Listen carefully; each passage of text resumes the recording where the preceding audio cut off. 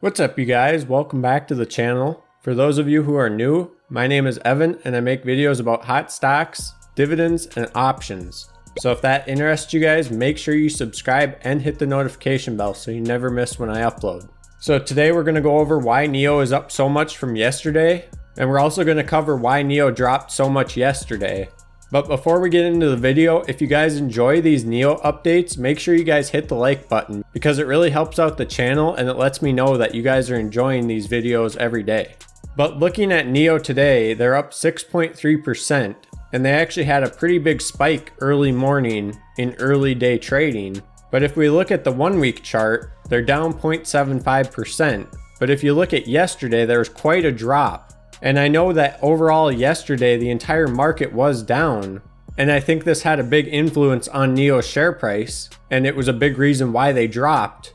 But if you look at the overall week, NIO has been tapering down this entire week. It seems every day they kind of drop at the beginning of the trading day, and then by the end of the trading day, they slightly recover, but they've still been negative each day. And then yesterday was just an exaggeration of that. But even though NIO is following similar trends as the overall market, they're also making moves on their own. And an example of this is comparing NIO to SPY.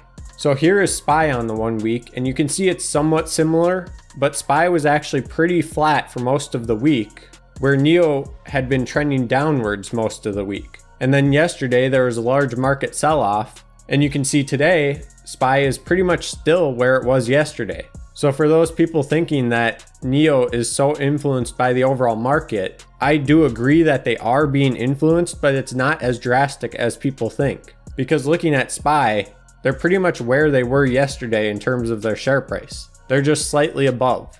I mean, other than that really big dip yesterday, if you put a horizontal line from yesterday to today, SPY is pretty much trading similar as yesterday, where NIO is up huge from yesterday. And to exaggerate even more about how NIO kind of makes their own moves and doesn't exactly follow the market, here's NIO on the 1 month chart. Now we know NIO had a very large spike, and they had around a 26% gain in 1 day. And since then, they've been above $27 pretty much the entire time. So NIO traded very flat around 21. They spike up to 26, they hit a high of 29, and now they've been staying above 27, and they're in between $27 and $28. But if we take a look at SPY, which watches pretty much the overall market, you can see SPY was just up and then down. So even though NIO is influenced by the overall market, and when the market drops, NIO does drop, I don't think it's as big as people think. Because just today, NIO is up huge from where they were yesterday, and they recovered pretty nicely, but the overall market didn't recover too much yet. So just take that into consideration before you judge NIO based on the overall market and how NIO is moving, because there's definitely other factors affecting NIO aside from just the market as a whole. But now I want to cover why NIO is actually up today, and they rebounded pretty nice from yesterday's sell-off.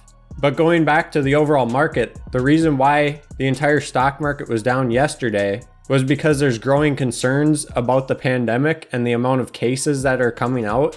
And there's a lot of people still concerned about how this pandemic is affecting us. But NIO wasn't the only one to take a hit yesterday.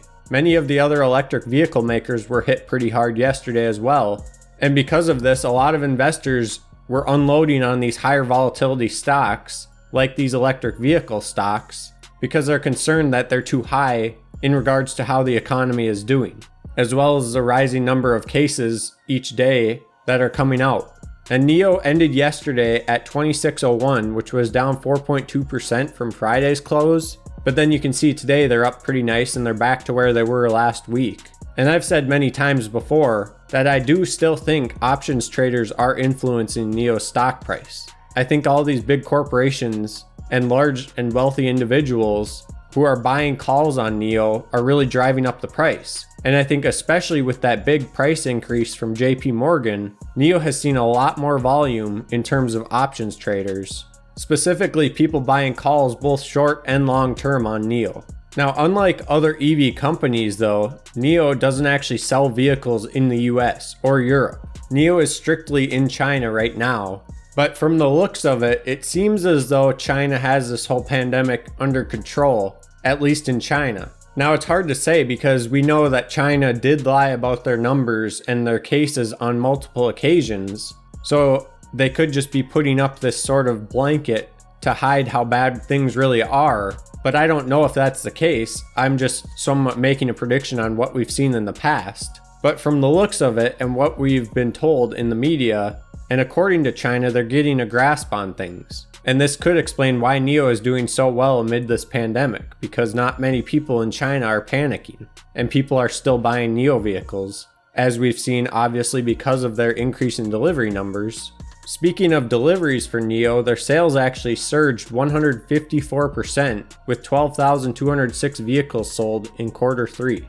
They also launched their new EC6, which should help boost production numbers and delivery numbers overall because it's giving more brand awareness and it gives more variety to NIO's brand.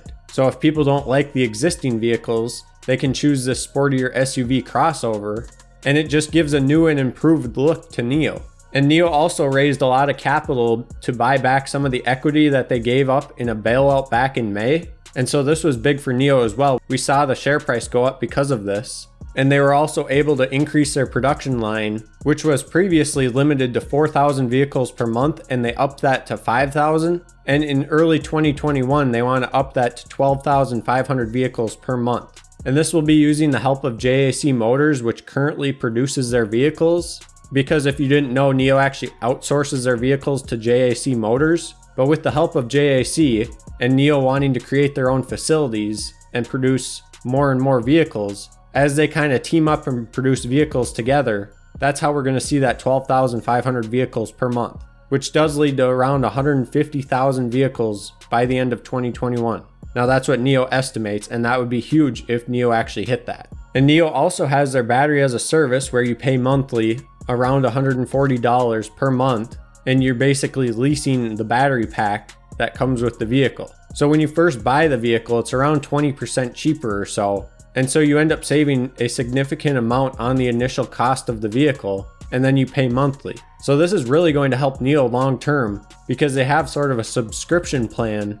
And for the people buying vehicles who don't want to pay that $60,000 price point for a vehicle, if they can save 20% on that and then pay monthly, well, NIO is going to continually get these reoccurring payments. And so that's really good for their business model, especially when they're not profitable yet. So this should really help them long term. So to kind of sum up what happened yesterday, part of the reason why NIO fell was because there was a broad market sell-off. And so investors who were invested in these higher risk stocks started getting concerned that they might drop. And that's kind of what happened because people started selling off and then these EV stocks started dropping. But for anybody who believes in NIO long term, I think yesterday was just a good buying opportunity to add more shares, especially for people who have a high share price. But then if you look at today, NIO recovered nicely from where they were yesterday, and they're back to where they were last week in terms of their share price. And so it does look like they have this $27 support line, even though they dropped into the 25s yesterday. I was mentioning in a couple videos that I wouldn't be surprised if NIO pulled back to $25, and they did dip into $25. They didn't stay there long, but I definitely wasn't surprised to see that. And I still think they could pull back more, at least in the short term. Now long term, I think NIO is worth well beyond what they're trading for right now. But in the short term, in terms of like 3 to 6 months, NIO could pull back. But there's also reason to argue that they could continue going up, especially through the end of the year, with delivery numbers coming out for fourth quarter, which should be even higher than third quarter. And pretty soon here, around mid-November, we should be able to expect delivery numbers for October, and hopefully that's even higher than it was in September. So again, I don't think if you're invested in NIO right now, this is anything to worry about. I think for people who had a high share price, yesterday was a good buying opportunity. Even if you had a low share price and you want to buy in more, yesterday wasn't a bad time to buy in, especially when they dropped to the mid $25 range. But it's good to see NIO back up to where they were last week, because it does show that $27 is a pretty strong area for NIO. And I would expect NIO to either trade pretty flat or maybe even possibly trend downwards until we hear good news that comes out, like deliveries for October, especially if they're positive. But until then, I think NIO could trade pretty flat and maybe have slight up and downs until then. I mean, I'm not an expert and nobody knows how a stock is going to move. Even experts don't know exactly how a stock will move unless they have some kind of insider information. But I definitely wouldn't be surprised to see NIO trade pretty flat until some different news comes out on NIO. And it's also good to see NIO actually kind of fighting the market, because as I showed you earlier, the market isn't really up much from yesterday, but yet NIO is up quite substantially. So that's something good to see for NIO's share price. So for those of you guys who made it this far into the video, I know I've asked you guys before, but what do you guys think NIO could hit in terms of their share price by the end of 2020? So by the end of December, what do you think NIO's share price is going to be around? I've said before, I think depending on delivery numbers and news that comes out, NIO could be around $40. And that's just kind of my guess, but I think it's somewhat realistic. Now, JP Morgan predicted $40 in the next 12 months, but I think it could happen sooner. So let me know what your guys' predictions are for NIO's share price down in the comments. Also, if you guys haven't signed up for Webull, make sure you sign up and deposit $100 to get your 2 free stocks. And if you guys didn't know, Webull is basically like Robinhood. They have commission-free trading and everything, but they have a lot more in-depth analytical tools that you guys can use if you're more analytical in terms of your trading. So make sure you guys check that out if you haven't signed up for Webull already. Also, if you guys enjoyed the video, make sure you hit the like button because it really does help out the channel. And with that said, thank you guys so much for watching, and I'll see you back here in the next one. Bye.